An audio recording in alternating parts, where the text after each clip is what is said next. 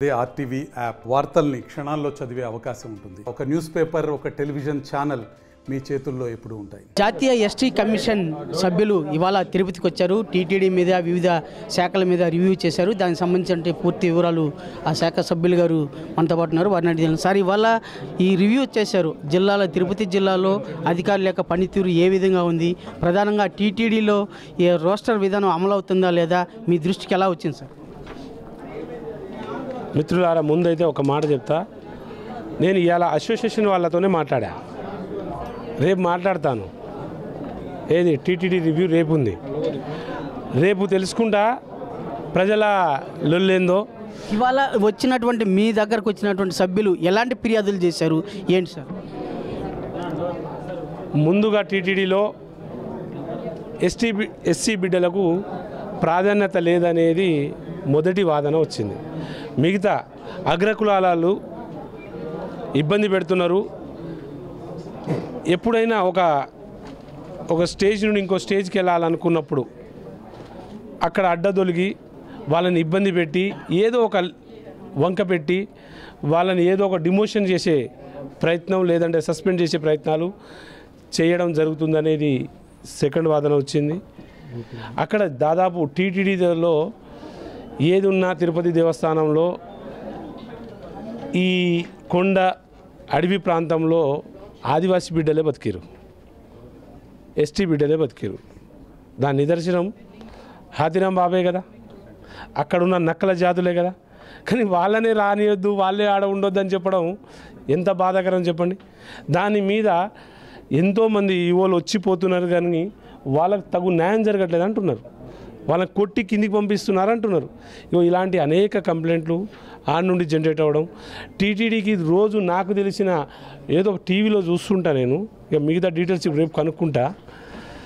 రోజుకు 2 కోట్లు 3 కోట్లు 4 కోట్లు అని మాట్లాడతారే, హుండీ ఆదాయమే, ఇక మిగతా ఆదాయం కాదు అనేది. నేను ఒక్క హుండీ ఆదాయమే ఇంత వస్తే, మరి ఇక్కడ తిరుపతి చుట్టూ ఉన్న ప్రాంతాల్లో ఉన్న దళిత గిరిజన బిడ్డల పరిస్థితి ఏంది? ఇప్పటికే దుర్భర జీవితాలు బతుకుతున్నారు. ఇవాళ అక్కడ రోడ్డు లేదంటున్నారు, లైట్ లేదంటున్నారు, ఇండ్లు లేవంటున్నారు, సరైన ఎడ్యుకేషన్ లేదంటున్నారు. మరి దేశం ప్రపంచం దాటిపోయి నేను గుళ్ళు కట్టిస్తానా, గోపురం కట్టిస్తానా, నా ట్రస్ట్ ఇది బంగారం మురిగి ఉన్నది. ఇప్పుడు మన ప్రపంచంలో అతి కుబేరులు 2వ స్థానం అంట. గతంలో ఫస్ట్ అన్నాము, ఇప్పుడు సెకండ్ అంటున్నారు.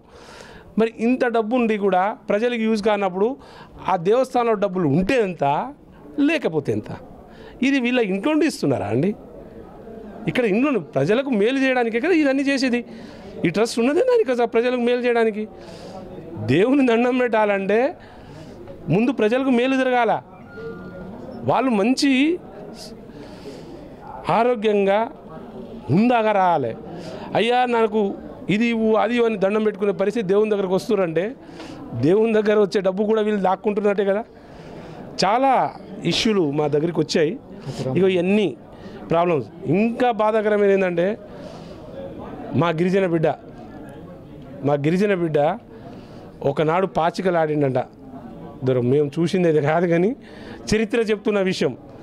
కానీ అలాంటి హాతిరాం బాబా మఠం ఇవాళ నేను చూసిన. చాలా ఒక్కరోజు ఇక్కడ ఉన్న కలెక్టర్ను, ఇక్కడ ఉన్న ఈవోను 2 రోజులు పడుకోబెడితే బాగుండేమో అనిపించింది నాకు. దాదాపు 1400-1600 ఎకరాల భూమి ఉంది. ఇవాళ ఎక్కడ భూమి లేదని అంటున్నారు. ఆఖరికి హాతిరాం బాబా గుడి కడదామా అంటే ఆ భూమి కూడా లాక్కుంటున్నారంట. ఇంత భూమి పోయింది. మరి ఆ భూములు ఆడిపోయినాయో ఏందో, అవి కూడా కంప్లైంట్లు వచ్చాయి. చూద్దాం అది ఏమైందో, రేపు టీటీడీ రివ్యూ చేస్తే తెలుస్తుంది. అదే కాకుండా ఇక్కడ ఉన్న ట్రైబల్ వెల్ఫేర్ ఉండొచ్చు.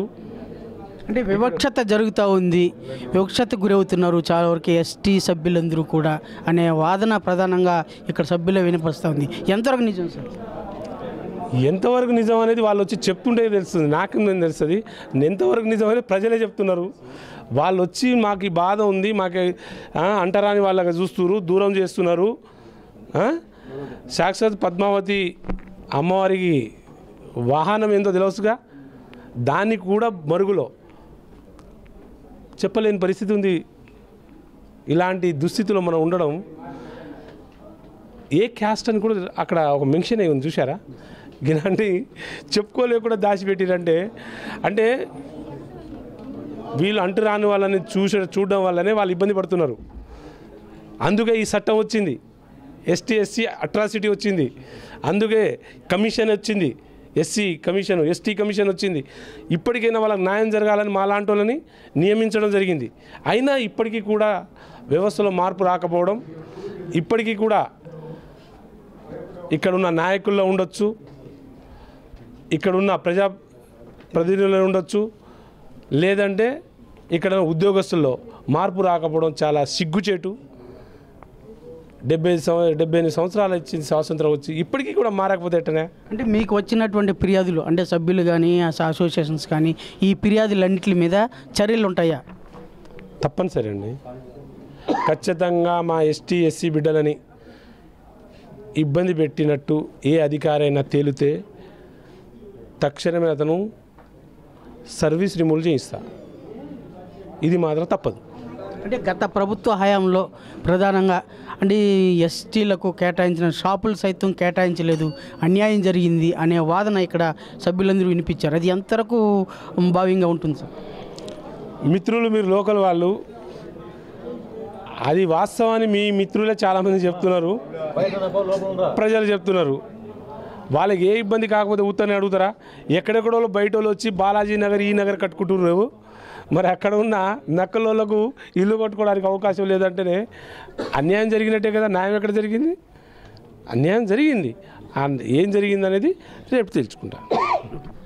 అంటే సభ్యులు ఇచ్చినటువంటి ఫిర్యాదుల మీద సమగ్ర విచారణ జరిపి అన్యాయం జరిగినట్లయితే అట్టి వారి మీద ఖచ్చితంగా చట్టపరమైన చర్యలు తీసుకుంటామని చెప్పేసి ఎస్సీ కమిషన్ సభ్యులు అయితే పేర్కొన్నారు.